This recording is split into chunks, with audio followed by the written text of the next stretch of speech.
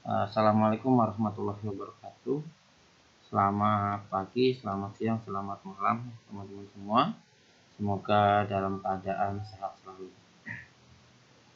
Baik, teman-teman semua, di sini saya akan menyampaikan ya materi terkait digital marketing, di mana mungkin slide ini sudah Bapak share ya, namun belum dijelaskan secara pembahasannya lebih detailnya seperti apa. Oke, perlu kita ketahui ya, dalam dunia digital saat ini pasti kita membutuhkan namanya marketing untuk mempromosikan ya barang kita, mempromosikan jasa kita ya, agar pelanggan itu bisa tertarik ke produk kita. Next. Oke, nah di sini saya akan mengambil resource ya. Teman-teman juga bisa mendownload ya, ini juga secara gratis ya, di beberapa situs ya, dengan judul Digital Business and E-commerce Management. Next ya. Oke. Nah, harapannya ya teman-teman setelah mendengar dari materi ini, yaitu teman-teman bisa menilai kebutuhan untuk bisnis digital dan strategi dalam pemasaran digital. Selanjutnya yaitu dapat membuat garis besar ya, rencana pemasaran digital yang dimaksudkan untuk menerapkan strategi pemasaran digital. Yang ketiga, harapannya teman-teman juga bisa membedakan karakteristik komunikasi pemasaran media tradisional dan media yang terbaru saat ini. Oke, next ya. Yang pertama, di sini kita harus memahami dulu ya, bagaimana sih pelanggan itu tertarik ke produk kita, gitu ya. Bagaimana mengakuisisi pelanggan itu. Nah, artinya apa di sini? Yaitu bagaimana merencanakan ya, dalam pemasaran digital ya, yang terintegrasi dengan rencana pemasaran lainnya yang biasanya sering dikembangkan bagian dari tim pemasaran gitu ya, pada e-commerce itu. Nah, selanjutnya rencana pemasaran digital itu juga bisa membantu ya, dalam menentukan pemasaran ya dan tujuan dalam mengembangkan strategi. Oke, nah di sini ya dalam pemasaran digital difokuskan pada bagaimana perusahaan dan mereknya, gitu ya. Oke, nah menggunakan situs webnya bersama dengan platform dan media digital lainnya, seperti situs dan aplikasi seluler. Nah, pencarian dan media sosial serta pemasaran email itu untuk berinteraksi dengan audiensnya ya, guna untuk menambah nilai pada mereknya dan seterusnya. Yang kedua yaitu bisa menarik pengunjung ke situs website kita gitu, dan mempromosikan produk dengan menjangkau pengunjung melalui search engine ya, atau melalui iklan di situs lain. Search engine artinya kan bisa menaikkan menggunakan SEO-nya ya, atau search engine optimization. Nah, ini dia ya. Selanjutnya apa itu digital marketing, inbound marketing, dan content marketing? Sebenarnya di ketiga ini yaitu saling keterkaitan ya, antara digital marketing, inbound maupun content marketing. Nah, keterkaitannya seperti apa? Di sini yaitu kita contohkan aja pada pemasaran lah ya. Dari pemasarannya di sini yaitu dalam digital marketing membutuhkan namanya search engine optimization, yaitu ya, atau perkiraan periklanan juga ya, seperti iklan di Facebook, ya, Facebook Ads, ya Google Ads, yaitu ya di media cetak, iklan, televisi, radio, billboard seperti itu. Nah, ini adalah bagian dari digital marketing ya. Nah, yaitu kegiatan pemasaran digital termasuk ya pada branding ya, yang menggunakan berbagai media. Ini ya, ada blog, website, email ya. Nah, selanjutnya ada juga inbound marketing. Nah, inbound ini yaitu bagaimana konsumennya proaktif ya, dalam aktif mencari informasi untuk kebutuhan mereka. Nah, ini yaitu dari segi konsumennya, gitu. Dan interaksi dengan merek ya, yang tertarik melalui kontennya, ya. Pencarian dan pemasaran media sosial, gitu. Nah, kalau ini yaitu bagian alatnya, katakanlah seperti itu ya. Alatnya seperti emailnya, websitenya, kita membutuhkan itu. Gitu. Tapi kalau inbound itu bagaimana konsumen ini gitu ya, tertarik ke ini digital marketing ini, gitu. Nah, kalau sudah digital marketing ini kita gunakan gitu ya, pengunjung juga tertarik gitu dengan digital marketing. Selanjutnya yaitu yang kita butuhkan adalah kontennya. Artinya di sini yaitu isi di dalamnya itu apakah tertarik atau tidaknya gitu ya. Nah, jangan sampai ketika konsumen ini sudah melihat websitenya, lalu dia mengurungkan niatnya. Karena apa? Websitenya itu tidak menarik gitu ya. Dari segi UI-nya gitu ya. Dari segi UX-nya itu kurang tertarik. Nah, jangan sampai seperti itu. Oleh karena itu dibutuhkan juga yaitu konten marketingnya. Nah, yaitu pengelolaan kontennya seperti teks ya, multimedia, audio, video gitu ya, yang ditujukan untuk menarik pelanggan ya, dan prospeknya untuk memenuhi tujuan bisnis yang diterbitkan melalui media ya, bisa media cetak dan media digital ya, termasuk platform web dan selulernya yang dirancang untuk disindikasikan ke berbagai bentuk ya, seperti blog, media sosial, dan situs lainnya. Seperti itu. Next. Nah, ini adalah proses operasional dan manajemen pemasaran digital ya, atau digital marketing. Oke, digital marketing ada banyak ya. Salah satunya yaitu menunjukkan ada 3 ini ya, operation process ya, terus supporting process dan manajemen proses ya. Nah, untuk digital marketing, untuk akuisisi itu yaitu ada search on SEO ya. SEO mungkin teman-teman udah nggak asing lah ya sama SEO ya. Nah, ini juga perlu ya, terutama pada blog-blog ya teman-teman ya, di blog atau di website itu untuk meningkatkan pencariannya gitu. Nah, terus pay per click search. Nah, biasanya kalau teman-teman membuka situs-situs ya, oke, terus ada affiliate, online ads, ya, email marketing, online PR. Nah, online PR ini yaitu dia sebagai biasanya sih inisiatif humasnya ya, atau bagian PR-nya gitu, yang digunakan media internet ya. Dia sebagai sarana publishnya ya, seperti itu. Biasanya dia mempromosikan, mengkampanyekan seperti itu. Ya. Nah, biasanya kalau teman-teman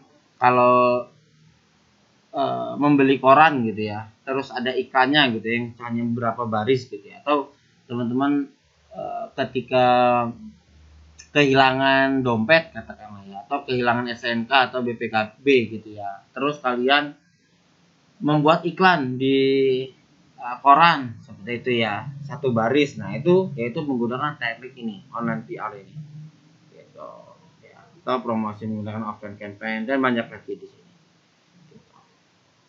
Jadi banyak step yang dilalui ya untuk digital marketing. Oke. Terus selanjutnya ada bagian konversi ya, atau pengembangan proposisi ya di sini ya, proposition development. Salah satunya ada pengembangan proposisi ya, content creation ya. Terus pembuatan konten di sini ya, maksudnya ya. Terus manajemen konten, merchandise gitu ya, set usability, accessibility ya. Terus perancangan dan pengembangan dan pelayanan pelanggan. Nah, di di sini pasti teman-teman udah tahu ya. Selanjutnya ada supporting prosesnya. Nah, ini adalah untuk mensupport dalam prosesnya. Nah, yaitu dengan meningkatkan kinerja ya, termasuk pada informasi manajemen, analisis website ya, dan analisis pelanggan. Yang kedua yaitu ada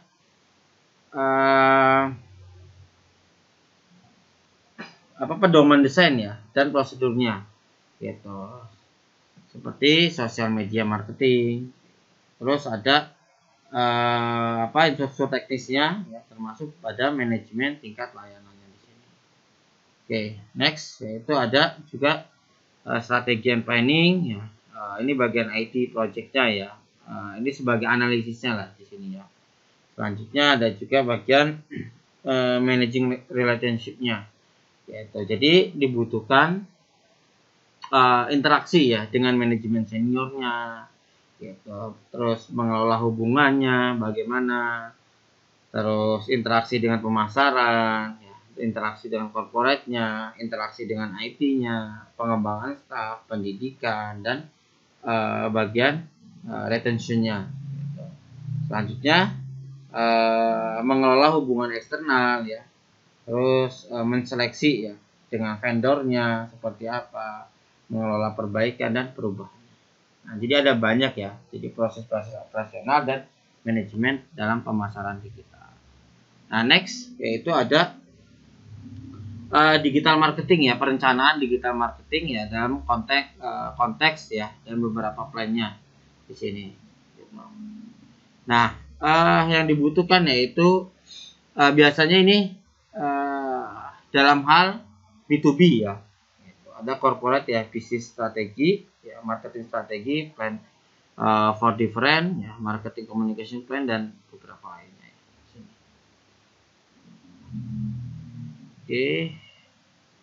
Oke, next. Nah di sini yaitu ada juga ya input to the digital marketing ya, plan from dari situasi analisisnya. Nah di sini kita butuhkan juga ya bagaimana kita melakukan digital marketing dari situasi analisisnya ya. Nah, apa itu tujuan dari demand ya, demand analisis. Demand analisis di sini, teman-teman. Nah, demand analisis yaitu membantu ya meramalkan ya penjualan dan pendapatannya. Ya. Terus ada juga ya, dia bisa juga memberikan panduan ya, untuk permintaan seperti itu ya, periklanan. Terus ada juga kompetitor analisis ya. Oke, cukup banyak ya, ada intermediary. Nah, teman-teman juga mungkin ya ada beberapa agensi ya, agensi pada digital marketing ya teman-teman, yang biasanya mempromosikan ya di Indonesia ya. Salah satunya ada Inbound ya, Inbound ID gitu. Terus Digitraffic ya, terus ada Digimind. Itu biasanya membantukan kita ya, membantu marketing ya pada agensinya. Nah next ya ada juga inbound marketing ya teman-teman. Nah, di inbound marketing itu salah satunya ada attract ya, convert, close, dan delight-nya di sini. Nah, attract yaitu fokus utama bisnisnya ya. Jadi menarik perhatian ya. Nah, karena di sini konsumen itu sebelumnya belum tahu sama sekali nih bisnis kita itu apa. Nah, dengan adanya inbound marketing pasti kan dia masuk ya ke dalam blognya gitu, atau ke dalam sosial medianya gitu. Nah, bagaimana ya cara kita tahu nih gitu si customer ini bisa masuk ke dalam sistemnya kita ini sehingga dia tertarik. Nah, makanya itu kita bisa menarik perhatiannya ya, salah satunya menggunakan konten marketingnya, menggunakan SEO-nya ya, menggunakan digital advertising, sosial media marketing kayak gitu. Sehingga dia masuk ya, terus dia tertarik tuh dengan produk kita, selanjutnya check out gitu ya, dan membeli produk kita. Lebih ke customernya ini atau calon customernya kalau inbound marketing ini, teman-teman. Nah, next ya, ada juga convert ya. Nah, convert ini biasanya ya setelah attract ini masuk gitu ya, si customer ini masuk ke convert ini. Nah, convert ini seberapa banyak kita itu mendapatkan followernya gitu ya, pengikutnya gitu. Kalau dia membuka website kita kan biasanya registrasi dulu tuh, itu daftar dulu. Nah, semakin banyak followernya, nah kita juga mempromosikan juga semakin mudah ya. Itu kita bisa mempromosikan gitu ya. Mereka menggunakan WA gitu atau menggunakan email. Nah, di convert ini ya teman-teman, biasanya kita bisa mengumpulkan informasi kontaknya gitu, bisa menggunakan form ya, landing page ya, lead magnet seperti itu. Next yaitu ada close ya. Nah, close itu yaitu gimana nih kita closingnya, artinya teman-teman itu ya si customer ini ketika sudah melihat blog kita, terus dia mendaftarkan, terus dia tertarik gitu ya. Nah, kita close nih, kita bagaimana mengubah calon konsumen menjadi konsumen. Salah satunya kita bisa memanfaatkan informasi kontaknya tadi yang didapat ya. Kita bisa mengconvertnya gitu ya.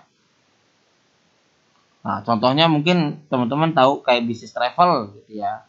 Kita bisa mengirimkan email ya. Umpamanya kita ada promosi gitu ya. Terus ada apalagi diskon seperti itu. Terus ada ulang tahun bisnis travel kita. Banyak cara ya untuk si customer ini tertarik dengan produk-produk kita.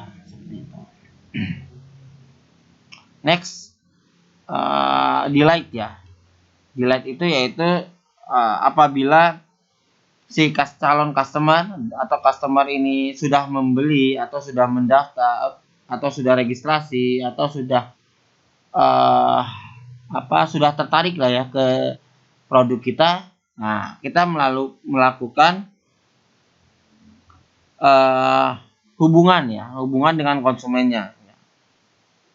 Nah, itu penting juga ya, karena konsumen yang melakukan pembelian ialah sudah jelas-jelas tertarik ya dengan bisnis kita.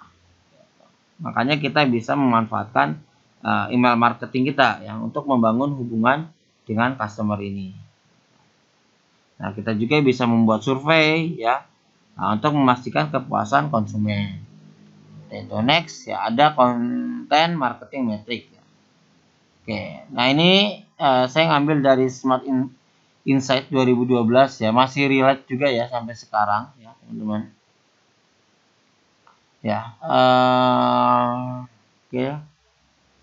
Nah, di bagian entertain ini ya, atau hiburan ya teman-teman, atau hiburan ya, salah satunya produk itu yang viral ya. Nah, yang viral biasanya yang banyak ya tertarik gitu ya si customer itu. Nah, terus yang brandnya, brand videonya ya, terus mengadakan kompetisi atau game gitu ya. Terus ada inspire ya, atau ada inspirasi. Nah, biasanya dari selebgram kayak gitu ya, mengendorse kayak gitu, atau dari forum review gitu ya. Nah, dari forum-forum gitu. Nah, ini tahun 2012 sampai sekarang masih relate ya. Jadi konten marketing metric ini ya, itu sampai sekarang saya rasa masih benar-benar bisa ya kalau kita coba menggunakan cara ini di tahun 2023 ini. Nah, selanjutnya dari segi pendidikan ya, dari segi artikel ya, bisa juga ya e-book ya, dari berita gitu, infografik ya, trend report, atau dari convenience juga di sini, atau dari keyakinan ya. Nah, dari ratingnya nih gitu, ratingnya 5 gitu ya, jadi customer itu tertarik ya. Dari datasheet juga di sini ya, seperti itu. Terus dari mana lagi ya, nah, interaktif demo di sini ya. Nah, jadi penulisan produk ya atau solusinya ya, biasanya di demonya itu dia mengambil ya serangkaian tangkapan ya dari video, teks produk ya, atau solusi ya, gitu, untuk mengikuti cerita yang telah ditentukan sebelumnya. Oke, next yaitu